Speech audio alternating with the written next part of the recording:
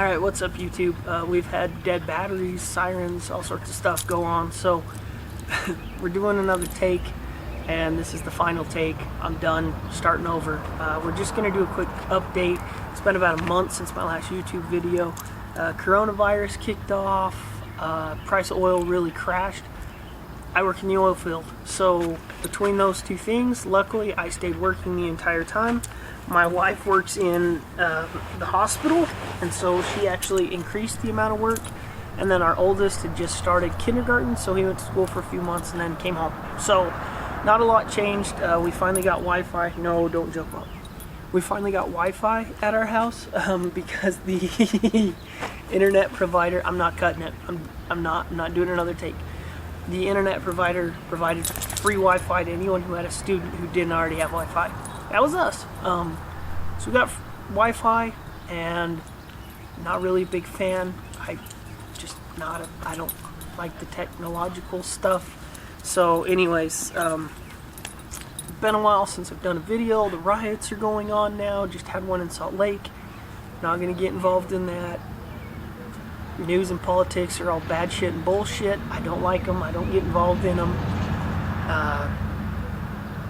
There's a lot of people who do who probably shouldn't because they don't know what the hell they're talking about, and I stick to my lane, which is neither of those things. It is gear, it's hunting, it's being outdoors, you know, that sort of stuff. Same reason I don't want to edit this video. That's just too much effort. Honestly, I don't even like being in front of the camera, but I like discussing this sort of stuff with people, and in this day and age, it seems like YouTube's kind of the way to do it. A lot of people just don't seem to like to read anymore. I feel like I'm one of the few people in my generation that still collects books for his book collection. Just something that's going away. So I don't love being in front of the camera, but I've stepped in front of the camera. But you know, I do all this for me. That's why there can be big jumps between when I post stuff, because I'm doing it for me and I don't want to push it. I don't want to force myself to get stuff out there. I've seen people do that and their content just kind of goes haywire. They'll just start repeating stuff, or yeah, I'm going to post what I want when I want. We're going to talk about what I want. Yeah, you know, if you have some suggestions, I'm open. Let's hear about it, but probably not going to change a whole lot of shit. So anyways, the next update we're going to do, and it sounds like a big truck's pulling up behind me, so this might get loud, but I'm sticking with this edit. I'm not doing another scene. So this was, I'll let that truck go by. This was the budget long range gun that I was building. I did some videos on. The budget has been blown. This is an XLR chassis. I'm wearing an XLR shirt. That's kind of coincidence. That wasn't planned. That was just the shirt that I grabbed. Nothing is upgraded on this except for the folding buttstock adapter, which allows this, if you're backpacking, you can strap this in and it's going to take off that extra length from the bottom of your gun, so it sits down in your pack lower, so it's not hanging over your head as much. So that is the only upgrade I did. I didn't do any carbon or magnesium. I bought it at the Hunt Expo. They had a show special, so I did get a deal on it. So I mean, yes, the budget that I had intended is blown, but you know, I mean, it's still, I've seen some chassis that are real expensive. I really like this chassis so far, and I feel like for the price I got my money's worth. It does have a detachable magazine. The magazines are kind of iffy. We're gonna figure that one out. Probably order another one, try it out. This also has a Trigger Tech primary trigger in here now. It's super light, and well, it's really light for me. I've never shot an aftermarket trigger, I've never shot a chassis, I've never shot long range, so we're doing what I always do, we're diving in way too deep. Same thing on the trigger though. A guy got a brand new Christensen's arms, I think, and he was putting a brand new trigger in it. This trigger had never been shot. I got it for about half price off retail. So, and we've got it adjusted. It's not even adjusted as light as it'll go, but it is still very, very light for me. But I'm having a blast. I still haven't shot it over 1,000. I do want to take it out and shoot 1,000 on film. So I haven't done that yet, but I have shot some 800, 850s, 880s. and this gun is doing pretty dang good.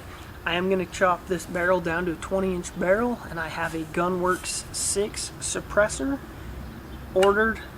ATF's involved, so don't even have a clue when I'll get that. But so when it's all said and done, I will have, I think, a really capable gun, suppressed.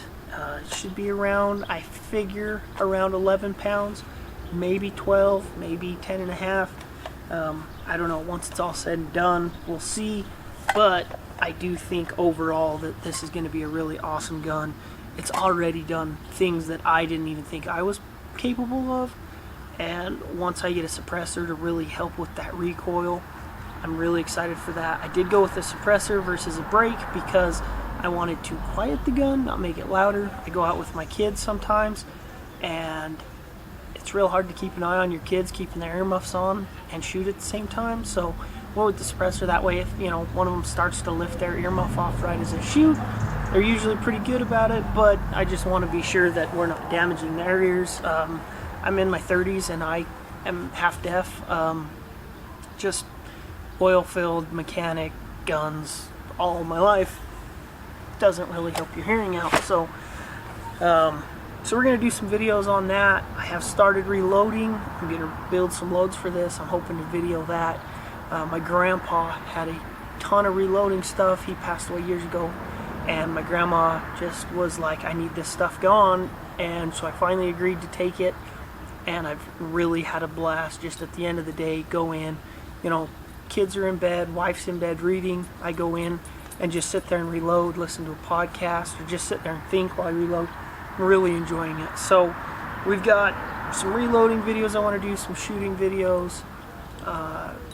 Should be guiding maybe in Wyoming and Utah, maybe not, depending on coronavirus and the rest of however else the rest of the country acts between now and then. Struck out in almost every state for tags. So far I'm going to have over-the-counter tags, and that's it.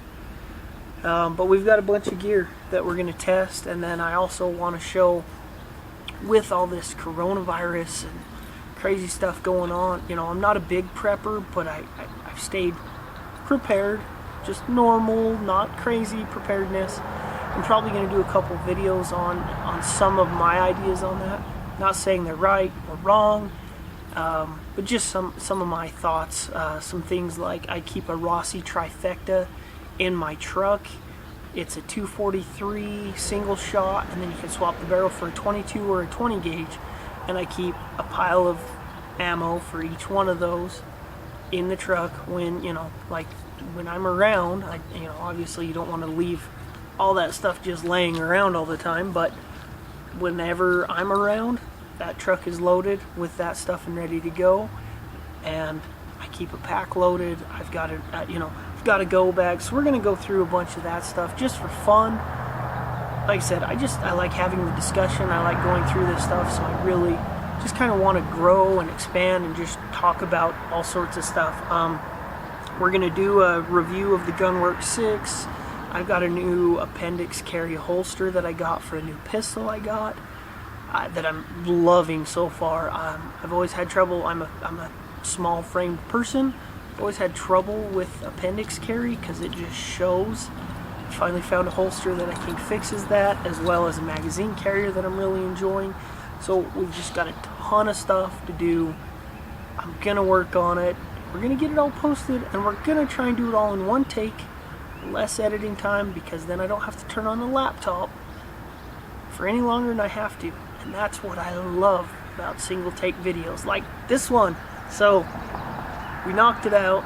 I think I hit most of it. I don't know. I did so many takes. I could have repeated something 2 or 3 times on this one, or I could have not said something that I said on every other one. So we're going to call it good. We're going to call it quits. We're going to go upload this and be done. So have a good one, YouTube. Check out the website and the Instagram and the Facebook and the subscribe button and all of that stuff. I'm out.